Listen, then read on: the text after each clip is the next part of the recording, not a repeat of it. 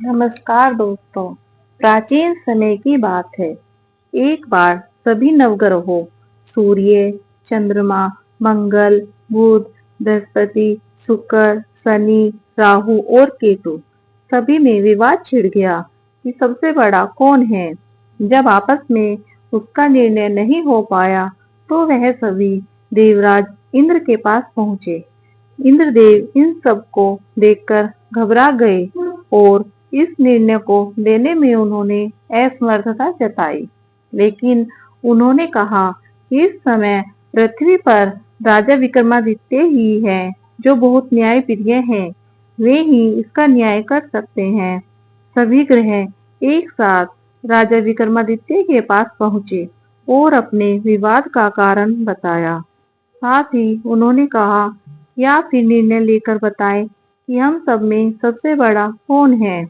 राजा इस समस्या से चिंतित हो उठे क्योंकि वह जानते थे कि जिसको भी उन्होंने छोटा बताया वही नाराज हो जाएगा। तब राजा को एक उपाय सूझा और उन्होंने स्वर्ण, रजत, कांसा, पीतल, सीता, रगवा, जस्ता, अभ्रक और लोहा इन सभी से लोह सिंहासन बनवाए और उन्हें इसी क्रम से रखवा दिया। फिर उन्होंने सबसे निवेदन किया कि आप सभी अपने सिंहासन को ग्रहण करें। जो अंत में सिंहासन पर बैठेगा वही सबसे छोटा होगा।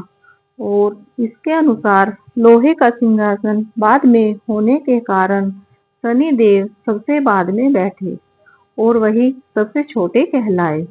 और शनिदेव ने सोचा कि राजा ने यह जानबूझकर किया है। उन्होंने नाराज होकर राजा से कहा, राजा मैं कुछ नहीं जानता। सूर्य एक राशि में 1 महीना, चंद्रमा 2.25 महीना, मंगल 1.5 महीना, बृहस्पति 13 महीने और बुध और शुक्र 1 महीने विचरण करते हैं। परंतु मैं 2.5 से 7.5 साल तक रहता हूँ। बड़ों बड़ों का मैंने विनाश किया है। श्री राम की 6.5 आने पर उन्हें वनवास हो गया और रावण की 6.5 आने पर उनकी लंका को बंदरों की सेना से परास्त होना पड़ा। और अब तुम भी मुझसे सावधान रहना। ऐसा कहकर नाराज हुए शनिदेव वहां से चले गए। कुछ समय बाद राजा की 6.5 आई। तब शनिदेव घोड़े के सौदागर अर्पण कर उसके राज्य पर पहुंचे। उनके पास कई बढ़िया घोड़े थे। राजा ने जब यह समाचार सुना तो उसने अपने अश्वपाल को घोड़े खरीदने की आज्ञा दी। राजा की आज्ञा के अनुसार अश्वपाल ने कई अच्छे घोड़े खरीदे और एक सर्वोत्तम घोड़े को राजा की सवारी के लिए रख दिया। और जैसे ही राजा उस घोड़े पर बैठा वह घोड़ा सरपट बन वन की ओर भाग गया। वन में पहुंचकर वह अंतर्ध्यान हो गया और राजा भूखा प्यासा भटकता रहा। तब एक ग्वाले ने राजा को पानी पिलाया। राजा ने प्रसन्न होकर उसे अपनी अंगूठी दे दी।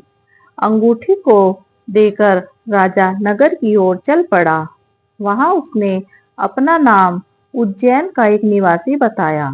वहां एक सेठ की दुकान पर जाकर राजा ने पानी पिया और कुछ आराम किया।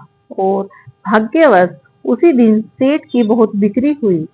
सेठ ने उसे बहुत भाग्यशाली समझा और उसे खाना खिलाने अपने घर ले आया।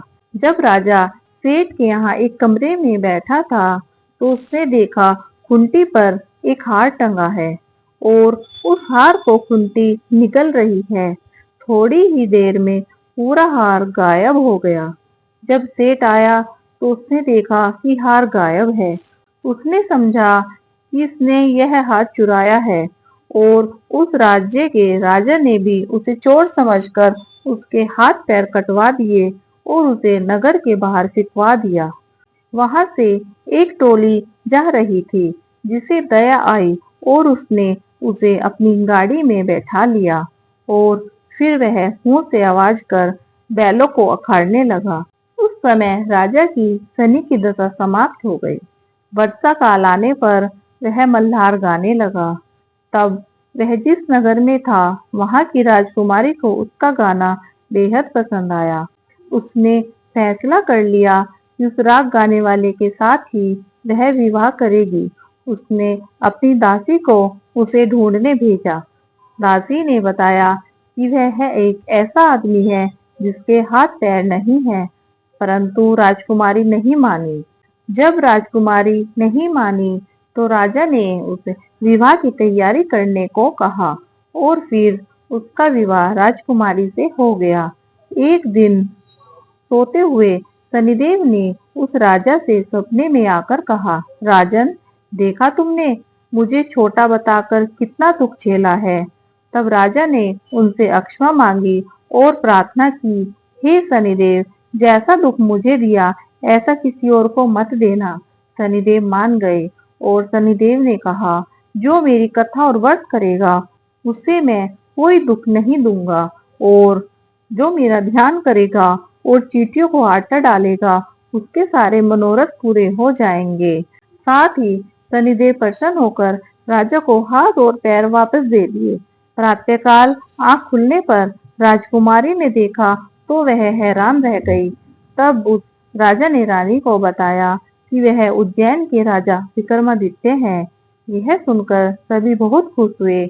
सेठ ने जब यह सुना तो वह राजा से क्षमा मांगने लगा। राजा ने कहा, कोई बात नहीं, यह सब शनिदेव का था तथा इसमें किसी का कोई दोष नहीं है। सेठ ने फिर भी निवेदन किया कि मुझे शांति तभी मिलेगी जब आप मेरे घर चलकर पूजन करेंगे। सेठ ने अपने घर पर तरह तरह के व्यंजनों से राजा का सत्कार किया। राजा ने देखा कि खूंटी उस दिन हार निगल गई थी, अब वह उसी हार को उगल रही है। सेठ ने अनेक मोहरे देकर राजा का धन्यवाद किया और सेठ ने राजा से कहा कि वह उसकी कन्या से विवाह कर ले। राजा ने इसे स्वीकार कर लिया और कुछ समय बाद राजा अपनी दोनों रानियों के साथ उज्जैन नगरी को चल दिया। उज्जैन की सीमा पर ही उनका खूब स्वागत हुआ। सारे नगर में दीपक जलाए गए और खुशियां मनाई गई। राजा ने घोषणा की कि मैंने शनिदेव को सबसे छोटा बताया था, जबकि असल में वही सर्वोपरि हैं।